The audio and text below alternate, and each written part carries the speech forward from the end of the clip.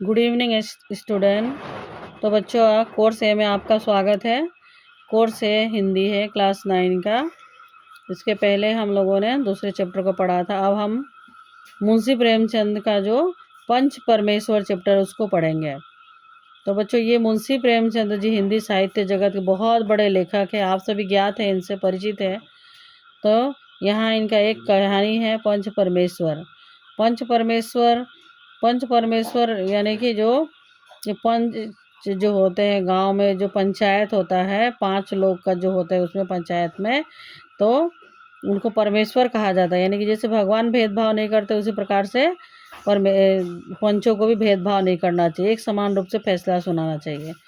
तो वहीं इस एक कहानी है उनका, प्रेमचंद जी का मशहूर कहानी है पंच परमेश्वर। उसको हम लोग विस्तार पूर्वक जानेंगे। तो बच्चों देखिए, जुम्मन शेख और अलगू चौधरी में गाढ़ी मित्रता थी, यानी कि दोनों में बहुत अच्छी दोस्ती थी। साझे में खेती होती थी, यानी कि पार्टनरशिप में।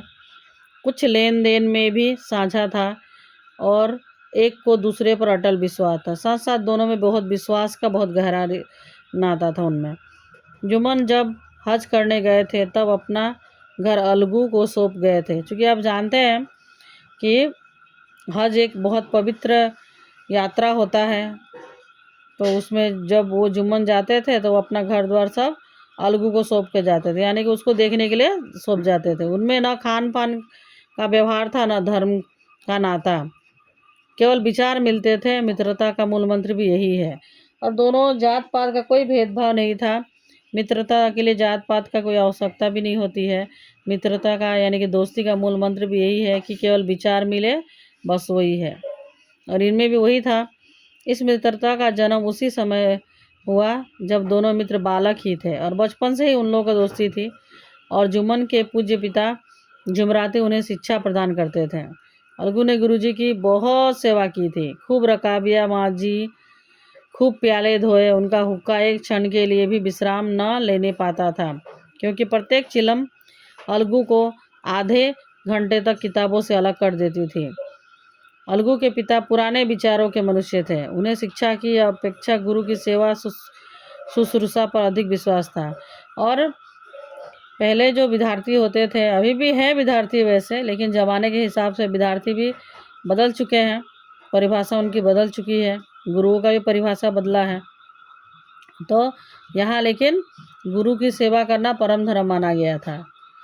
तो उसके अलगू के पिता भी उसी प्रकार के विचारधारा के थे कि गुरु की सेवा अधिक से अधिक की जाए। वह कहते थे कि विद्या पढ़ने से नहीं आती, जो कुछ होता है गुरु के आशीर्वाद से। उनका मानना था कि केवल विद्या पढ़ने से नहीं होता है, गुरु के जो आशीर्वाद देते हैं उससे भी बहुत कुछ होता है।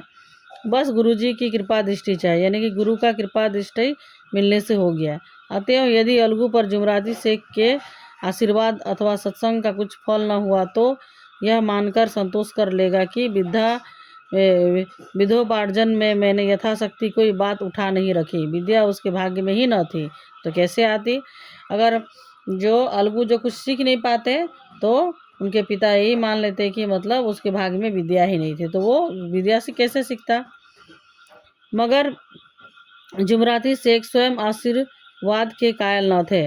उन्हें अपने सोटे पर अधिक भरोसा था और उसी सोटे के प्रताप से आस पास के गांव में जुम्मन की पूजा होती थी। उनके लिखे हुए रेहनामे या बेनामे पर कचहरी का मुहर्रिर भी कलम न उठा सकता था। हल्के का डाकिया, कांस्टेबल और तहसील का चपरासी सब उनकी कृपा की आकांक्षा रखते थे। अतएव अलगू का मान उनके धन के कारण था, तो जुम्मन शेख अपनी अनमोल विद्या से सबके आदर पात्र बने थे।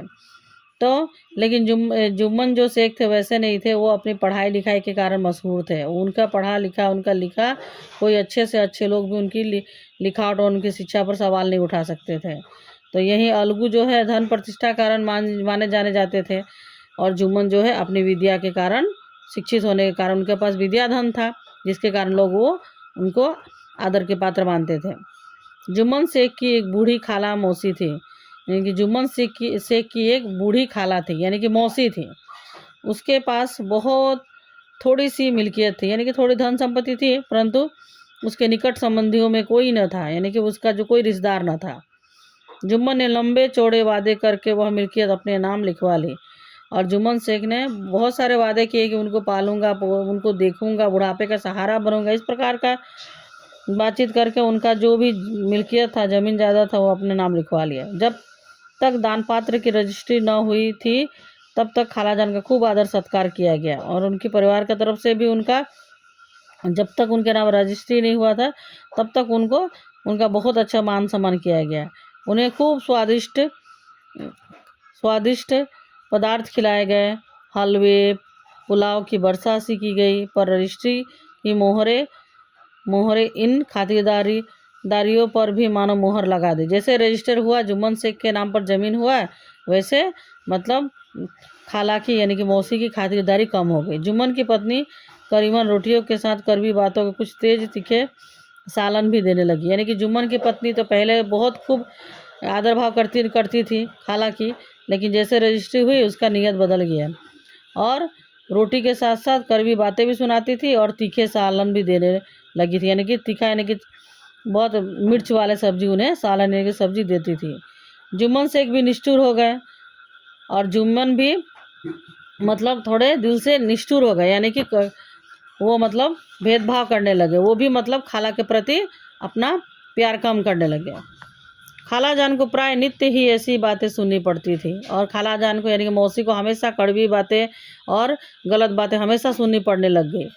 बुढ़िया न जाने कब तक जिएगी, 2-3 बीघे उसर क्या दे दिया, मानो मोल ले लिया है। बघारी दाल के बिना रोटियां नहीं उतरती। जितना रुपया इसके पेट में झोंक चुके उतने से तो अब तक गांव मोल लेते हैं।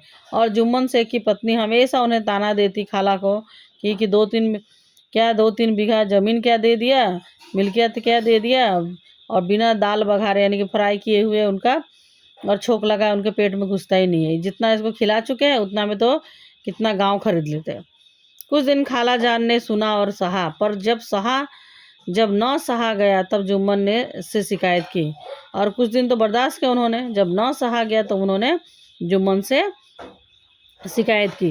ये जुम्मन ने स्थानीय कर्मचारी गृह स्वामी के प्रबंध में दखल देना उचित न समझा। यानी कि जुम्मन मतलब जो उनकी पत्नी है, घर की मालकिन है, उनके बीच बात में और खाला के बीच में दखल देना उचित नहीं समझा। उस दिन तक और यूं ही रोध होकर काम चलता रहा। अंत में एक दिन खाला ने जुम्मन से कहा, बेटा तुम्हारे साथ मेरा निर्वाह ना होगा, तुम मुझे रुपये दे दिया करो, मैं अपना पका खा लूँगी। अंत में खाला ने बहुत दुख झेला और दुख झेल के बर्दाश्त जब से बाहर हो गया तब उन्होंने जुम्मन से कहा कि मतलब मुझे कुछ रुपये ही दे दिया करो, मैं उसी से अपना खुद खाना बना खा लूँगी। जुम्मन ने दृढ़ता के साथ उत्तर दिया, रुपये कहाँ, रुपये क्या यहाँ फलते हैं? जुम्मन ने भी बहुत ही कड़वे और रूठे सख्ती से के साथ मतलब खाला को कहा कि क्या पैसे पेड़ में फलते हैं? खाला ने नम्रता से कहा, मुझे कुछ रूखा सूखा चाहिए भी कि नहीं? तो खाला ने बहुत प्यार से कहा कि कुछ तो मुझे खाना तो पड़ेगा ना, जैसा भी हो। जुम्मन ने इस गंभीर स्वर में जवाब दिया, तो कोई यह थोड़े ही समझा था कि तुम मौत से लड़कर आई हो। यानी कि जुम्मन भी बहुत गंभीर स्वर से कहते हैं कि मतलब कोई ये थोड़ी समझ रहा है कि आप मतलब मौत से लड़कर आए, यानी कि आप जैसे कि मतलब बहुत बीमार थी या कुछ आपका तबीयत खराब हो गया है, इस प्रकार से तो आप आई हो। खाला बिगड़ गई, उन्होंने पंचायत करने की धमकी दी। खाला को गुस्सा आया और उन्हें पंचायत करने की धमकी दी। मैंने वो पंचायत में जाएगी और पंचों को बताएगी कि उनके साथ क्या हरकतें हो रही है। जुम्मन हंसे, जिस तरह कोई शिकारी हिरन को जाल की तरफ जाते देखकर मन ही मन हंसता है, वह बोले, हाँ जरूर पंचायत करो, फैसला हो जाए, मुझे भी यह रात दिन की खटपट पसंद नहीं है। और वह कहता है कि ठीक है, अच्छी बात है, तुम जाओ पंचायत, फैसला हो जाए, बहुत अच्छी बात है। इस तरह से मतलब वो हंसते हैं जैसे कि कुछ होगा ही नहीं, खाला जाएगी पंचायत में और उनका कोई बात सुनेगा। इस प्रकार से वो हंसते हैं उसकी, और हंसते हुए कहते हैं कि जाओ जाओ, अच्छी बात है, पंचायत में जाओ और अब कोई फैसला हो जाएगा तो मुझे भी राहत हो गया, मुझे दिन रात का लड़ाई झगड़ा पसंद नहीं लग रहा है। तो वह शिकायत लेकर पंचायत के बाद जाती है। अब तो बच्चों इसके बाद में अगले पार्ट में यानी कि नेक्स्ट पार्ट में और कहानी आपको बताऊंगी। Thank you.